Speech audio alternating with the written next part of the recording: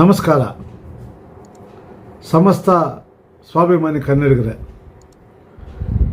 ಸುಮಾರು ವರ್ಷಗಳ ನಿರಂತರ ಹೋರಾಟದ ಫಲವಾಗಿ ದ್ವಿಭಾಷಾ ಸೂತ್ರವನ್ನು ರಾಜ್ಯ ಸರ್ಕಾರ ಒಂದು ರೀತಿಯಲ್ಲಿ ಕನ್ನಡಿಗರ ಭಾವನೆಗೆ ಸ್ಪಂದಿಸಿ ಒಂದು ರೀತಿ ಆ ಹೋರಾಟಕ್ಕೆ ನ್ಯಾಯವನ್ನು ಒದಗಿಸೋ ನಿಟ್ಟಿನಲ್ಲಿ ಹಿಂದಿ ಭಾಷೆಯನ್ನು ಕಡ್ಡಾಯವಿಲ್ಲ, ಅದಕ್ಕೆ ಒಂದು ಗ್ರೇಡ್ ಮಾರ್ಕ್ಸ್ ಕೊಡೋದ್ರ ಮುಖಾಂತರ ನಾವು ಇನ್ನು ಮುಂದೆ ಶಿಕ್ಷಣದಲ್ಲಿ ಅಳವಡಿಸ್ಕೋತೀವಿ.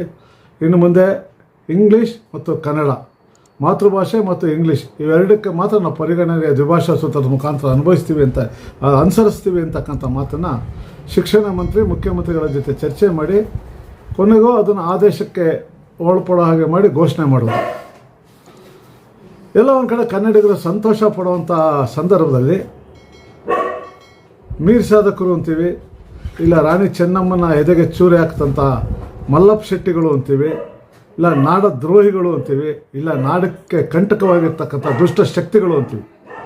ಆ ನಿಟ್ಟಿನಲ್ಲಿ ಈ ನೆಲದಲ್ಲೇ ಹುಟ್ಟಿ ಈ ನೆಲದ ಸೌಕರ್ಯವನ್ನು ಬಳಸಿ ಈ ತಾಯ್ನಾಡಿಗೆ ದ್ರೋಹ ಬಗೆಯುವಂಥ, ನಮ್ಮ ಭಾಷೆಗೆ ದ್ರೋಹ ಬಗೆಯುವಂಥ ಕೆಲವು ಕುತಂತ್ರಿ ರಾಜಕಾರಣಿಗಳು, ಅದು ವಿರೋಧ ಪಕ್ಷದಲ್ಲಿರಲಿ ಎಲ್ಲೇ ಇರಲಿ, ಕುತಂತ್ರಿ ರಾಜಕಾರಣಿಗಳು, ಒಂದಷ್ಟು ಶಿಕ್ಷಣ ಸಂಸ್ಥೆಗಳು, ಇನ್ನು ಸಮಾಜ ಸೇವಕರು ಅಂತ ಹೇಳ್ತಕ್ಕಂಥ ಅವನ ಶೆಟ್ಟಿ ಅಂತೆ ಅಯೋಗ್ಯರು ಅಂತ ಪದ ಬಳಸಿದ್ಲೇ. ದೊಡ್ಡ ಅಯೋಗ್ಯ ನನ್ನ ಮಗನೇ, ನೀನು ಅಯೋಗ್ಯ, ಕಿಡಿಗೇಡಿ, ನಾಡದ್ರೋಹಿ, ಗುಲಾಮರ ರೀತಿ ವರ್ತಿಸೋನು, ಈ ನಾಡಿನ ನೆಲದಲ್ಲಿ ಹುಟ್ಟಿ ಈ ನಾಡಿನ ಭಾವನೆಗೆ ಸ್ಪಂದನೆಯನ್ನು ಅರ್ಥ ಮಾಡ್ಕೊಂಡಲೇ ಇರೋಂಥವ್ರು ನಿಮ್ಮಂಥ ಮುಟ್ಟಾಳಿಗೆ ನಾವು ಬಿಡಿಸಿ ಹೇಳುವಂಥ ಅವಶ್ಯಕತೆ ದುರ್ಭಾಗ್ಯ ಬಂದಿದ್ದಲ್ಲ, ಅದೇ ಈ ನಾಡಿನ ಕರ್ಮ.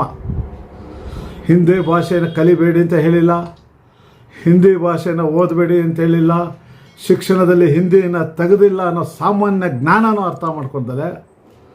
ಮಕ್ಕಳಿಗೆ ಹೊರೆ ಆಗಬಾರ್ದು. ಮಾತೃಭಾಷೆ ಮತ್ತು ಇಂಗ್ಲೀಷ್, ಹೌದು, ಹಿಂದಿ ನಮಗೆ ಅನ್ನದ ಭಾಷೆ ಅಲ್ಲ.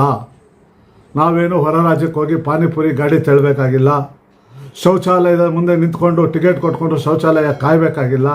ಯಾಕಂದರೆ ನಮ್ಮ ನಾಡು ಕಲ್ಪತರು ನಾಡು, ಕಾಮಧೇನು ನಾಡು, ಎಲ್ಲರೂ ಉದ್ಯೋಗಕ್ಕೆ ಇಲ್ಲಿ ಬರ್ತಾರೆ. ಈ ನಾಡಿನ ಆಡಳಿತ ಭಾಷೆ ಕನ್ನಡ. ಇಲ್ಲಿ ಕನ್ನಡ ಬಹಳ ಮುಖ್ಯ, ಮಾತೃಭಾಷೆಯಲ್ಲಿ ಕನ್ನಡ ಇರಬೇಕು ಅಂತಕ್ಕಂಥದ್ದು ನಮ್ಮ ಅಸ್ಮಿತೆ. ಅದು ಆ ನಿಟ್ಟಿನಲ್ಲಿ ಕನ್ನಡ ಮತ್ತು ಜಗತ್ತಿನ ಭಾಷೆಗೆ ಇಂಗ್ಲೀಷ್, ಜಗತ್ತಿನ ಭಾಷೆ. ಎಲ್ಲರೂ ಜಗತ್ತಲ್ಲಿ ಇಂಗ್ಲೀಷ್ನ ಕಲ್ತ್ಕೊಂಡಾಗ ಅನ್ನ ತಿನ್ಬೋದು ಅಂತಕ್ಕಂಥ ಪ್ರತೀತಿ ಇದೆ. ಆ ನಿಟ್ಟಿನಲ್ಲಿ ಇಂಗ್ಲೀಷ್ ಜ್ಞಾನ ವಿದ್ಯಾರ್ಥಿಗಳಿಗೆ ಬಹಳ ಮುಖ್ಯ ಅಂತ ಹೇಳಿ ಹಿಂದಿ ಹೊರೆ ಆಗ್ತಾಯಿದೆ.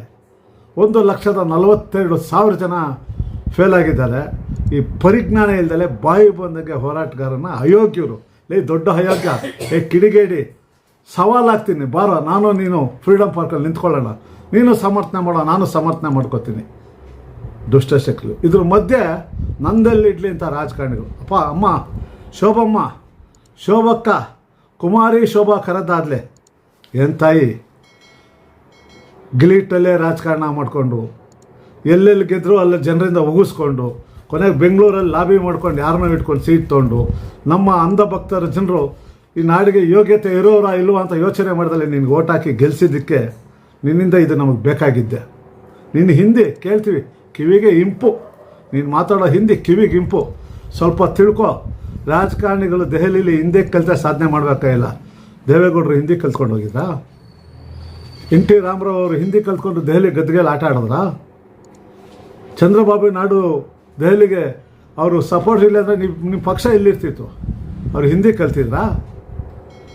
ನಿನಗೆ ಗೊತ್ತಿಲ್ವಾ ಪ್ರಾದೇಶಿಕ ಶಕ್ತಿಗಳಿಂದ ದೇಶ ಹುಟ್ಟಿದೆ ಅನ್ನೋದು? 2,000 ವರ್ಷಗಳ ಇತಿಹಾಸ ಇರೋ ಕನ್ನಡ ಭಾಷೆ, 106 ವರ್ಷಗಳಿಂದ ಬಂದಿರೋ ಹಿಂದಿ ನಮ್ಮನ್ನು ತುಳಿಯೋಕ್ಕೆ ಪ್ರಯತ್ನ ಪಡೋ ಅನ್ನೋದು ಗೊತ್ತಿಲ್ವಾ? ಎಲ್ಲ ಭಾಷೆಗಳು ಸೇರಿದ್ದಕ್ಕೆ ತಾನೇ ಭಾರತದ ಒಕ್ಕೂಟ ಬಂದಿದ್ದು. ಭಾರತದಿಂದ ಕನ್ನಡ ಬಂತ, ಕನ್ನಡದಿಂದ ಭಾರತ ಬಂತ. ಮೈಸೂರು ಮಹಾರಾಜರು ಮೊದಲು ಒಕ್ಕೂಟದ ವ್ಯವಸ್ಥೆಗೆ ಸಹಿ ಹಾಕಿದ್ದು. ಇಂಥ ಅರಿವು ಜ್ಞಾನವಿಲ್ಲದ ಅಜ್ಞಾನಿಗಳಾಗಿ ನಿಮ್ಮನ್ನು ಗೆಲ್ಲಿಸಿದ್ದೀವಲ್ಲ, ನಮ್ಮ ದುರಂತ. ಇನ್ನೊಬ್ಬ ಪುಣ್ಯಾತ್ಮ ಗಡಿನಾಡಲ್ಲಿ ತೆಲುಗು ಕನ್ನಡಿಗ, ತೆಲುಗು ಮಿಶ್ರಿತ ಕನ್ನಡ, ಶ್ರೀರಾಮುಲು, ಕನ್ನಡ ತಾಯಿ ಅಂತೆ. ನಿನಗೆ ಯಾವ ಬಾಯಲ್ಲಯ್ಯ ನುಡಿತೀಯ ನೀನು? ಅರಿವಿಲ್ಲೇನೆಯ? ನೀನು ಶಿಕ್ಷಣ ಹಿಂದಿಲಿ ಪಡೆದೇನೆಯ? ನೀನು ಶಿಕ್ಷಣ ಹಿಂದಿಲಿ ಪಡೆದ? ನೀನು ಹಿಂದಿ ರಾಜ್ಯದ ಅನ್ನದ ಭಾಷೆನಾ? ಹಿಂದಿ ರಾಜ್ಯದನಕ್ಕೆ ಅಸ್ಮಿತೆನಾ?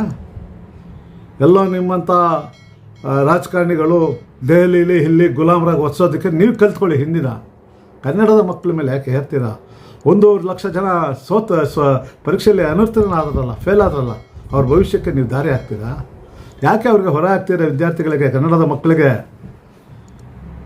ನಮ್ಮ ಮಕ್ಕಳು 95% ಬರೋದು ಬೇಡವಾ? ನಿಮಗೆ ಕೇಳೋ ಯೋಗ್ಯತೆ ಇದೆಯಾ? ಹೊರ ರಾಜ್ಯದಲ್ಲಿ ಬರೀ 5 ಸಬ್ಜೆಕ್ಟ್ ಇದೆ, ಅವರ ಮಾತ್ರ ಹಿಂದಿ ವಿತೌಟ್ ಪಾಸ್ ಇದೆ, ಈ ಇಂಗ್ಲೀಷು. ನಮ್ಗೆ ಹಂಗೆ ವಿತೌಟ್ ಪಾಸ್ ಕೊಡಿ ಅಂತ ಕೇಳಿದ್ದೀವಿ, ಹಿಂದಿ ಭಾಷೆ ತೆಗೆದಿದ್ದೀವ ನಾವು? ಹಿಂದಿ ಕಲಿಬೇಡಿ ಅಂತ ಹೇಳಿದ್ದೀವ? ಏನು ರಾಜ್ಯ ನಾವು ಯಾವ ಸರ್ಕಾರದ ಗುಲಾಮರಲ್ಲ ನಾವು. ಕನ್ನಡ, ಕನ್ನಡಿಗ, ಕರ್ನಾಟಕ ಅಷ್ಟೇ ಹೋರಾಟಗಾರರ ಭಾವನೆ. ಬಾಯಿಗೆ ನಾಲ್ಗೆಗೆ ಮೂಳೆ ಇಲ್ಲ ಅಂತ ಬಾಯಿಗೆ ಬಂದಾಗ ಮಾತಾಡ್ದಪ್ಪ. ಕರ್ನಾಟಕದ ಕಾರವಾರದ ಕನ್ನಡ ನೆಲದಲ್ಲಿ ನಿಂತು ಗೆದ್ದಂಥ ಕಾಗೇರಿ ಏನೆಯ ಶಿಕ್ಷಣ ಮಂತ್ರಿ ಆಗಿದ್ದೆ ನೀನು? ಈ ನಾಡಿನ ಹಿತಾಸಕ್ತಿನ ಬಲಿ ಕೊಟ್ಟು ಮಾತಾಡ್ತಿಯಲ್ಲ. ಏನು ಹಿಂದಿ ಕಲ್ತ್ಕೊಂಡು ಜನಗಳ ಹತ್ರ ಮಾತಾ ಕೇಳ್ದೇನೆಯ ನೀನು? ಉರ್ದು ಶಾಲೆಗೆ 400 ಕೋಟಿ ಕೊಡ್ತಾರೆ ಅಂದರೆ ನೀವು 300 ಕೋಟಿ ಸಂಸ್ಕೃತ ಯೂನಿವರ್ಸಿಟಿ ಕೊಡಲಿಲ್ವಾ? ಅವಾಗ ಕನ್ನಡಕ್ಕೆ ಎಷ್ಟು ಕೊಟ್ರಿ? ಕೇವಲ 25 ಕೋಟಿ. ದಮ್ಮಿದ್ರೆ ಮಾತಾಡ್ರಿ ರಾಜಕಾರಣದಲ್ಲಿ. ಇವೆಲ್ಲ 300 ಕೋಟಿ ಸಂಸ್ಕೃತಕ್ಕೆ ಕೊಡ್ತೀರಾ, 25 ಕೋಟಿ ಕನ್ನಡಕ್ಕೆ ಕೊಡ್ತೀರಾ. ನಿಮ್ಮ ತಟ್ಟೆಯಲ್ಲಿ ಹೆಗಣ ಬಿದ್ದಿದೆ, ಬೇರೆಯವ್ರ ತಟ್ಟೆನ ನೋಡೋಕ್ಕೆ ಬರ್ತೀರಾ? ಅವನ್ಯಾರೋ ಗುಲ್ಬರ್ಗದ ಮೊಕಾಶಿ ಹೈದರಾಬಾದ್ ನಿಜಾಮನ ಆಡಳಿತದಿಂದ ನಿಮ್ಮನ್ನು ಮುಕ್ತಿಗೊಳಿಸಿದ್ದು ಕನ್ನಡದ ಜನ. 25,000 ಜನ ಹಿಂದಿ ಶಿಕ್ಷಕರ ಭವಿಷ್ಯನ ನಾವು ಹಾಳು ಮಾಡಿಲ್ಲ. ಅವ್ರ ಬದುಕನ್ನ ಕಿತ್ಕೊಂಡಿಲ್ಲ. ಅವರು ಯಥಾಸ್ಥಿತಿ ಪಾಠ ಮಾಡ್ಕೊಂಡು ಹೋಗ್ಬೋದು, ಪ್ರತಿ ತಿಂಗಳು ಸಂಬಳ ತಗೋಬೋದು, ಬದುಕು ಹಸನಾಗಿದೆ. ಅವ್ರನ್ನ ಎತ್ಕಟ್ಕೊಂಡು ಸರ್ಕಾರದ ನಿಲುವಿನ ಧಿಕ್ಕಾರ ಅಂತ ಕೂಗಿಸ್ತೀರ. ನಿಮ್ಗೆ ನಾಚಿಕೆ ಆಗಲ್ಲ ಈ ಮಂಡಲ್ ಹುಟ್ಟಿ? ಕೆಳೆಯ ನಿಮ್ಮ ಒಂದೊಂದು ಮತನೂ ನೀನು ಹಿಂದಿಲಿ ಬೊಗಳೋದಕ್ಕೆ ಕನ್ನಡದಲ್ಲಿ ಬೊಗಳ್ತೀಯಾ? ಹಿಂದಿ ಬೇಕು ಅಂತ ನಾಚಿಕೆ ಆಗಲ್ವ ನಿನಗೆ? ನಿಮ್ಮಂಥ ದುಷ್ಟಶಕ್ತಿಗಳ ನಾಡದ್ರೋಹಿಗಳ ಕನ್ನಡ ತಾಯಿ ಹೆತ್ಬಿಟ್ಲಲ್ಲ, ಬಂಜೆ ಆಗಿದ್ದು ಸರಿ ಇತ್ತು, ನಿಮ್ಮಂಥವ್ನು ಹೆತ್ತಬಾರ್ದಾಗಿತ್ತು. ಅದೇನೇ ಆಗಿರಲಿ, ನಿಮ್ಮಂಥ ದುಷ್ಟಶಕ್ತಿಗಳನ್ನ ಬಗ್ಗು ಬಡಿಯುವಂಥ ಶಕ್ತಿ ಈ ಕನ್ನಡದ ಮಕ್ಕಳಿಗಿದೆ. ಸಾವಿರಾರು ವರ್ಷಗಳ ಇತಿಹಾಸ ಇರ್ತಕ್ಕಂಥ ಉತ್ತರ ಭಾರತದ ನರ್ಮದಾ ನದಿ ತೀರವರೆಗೂ ಕನ್ನಡದ ಸಾಮ್ರಾಜ್ಯವನ್ನು ವಿಸ್ತರಿಸಿದ್ವಿ. ಇದನ್ನು ತಿಳ್ಕೊಳ್ರ ಫಸ್ಟು. ಕೋಸಂಬೆಗಳ ಥರ ಯಾರೋ ಪಟಾಲಮಲ್ಲಿ ಗಾಳೀಲಿ ಹವಾದಲ್ಲಿ ಗೆದ್ಕೊಂಬಂದಿದ್ದೀರಲ್ಲ ನೀವೆಲ್ಲ.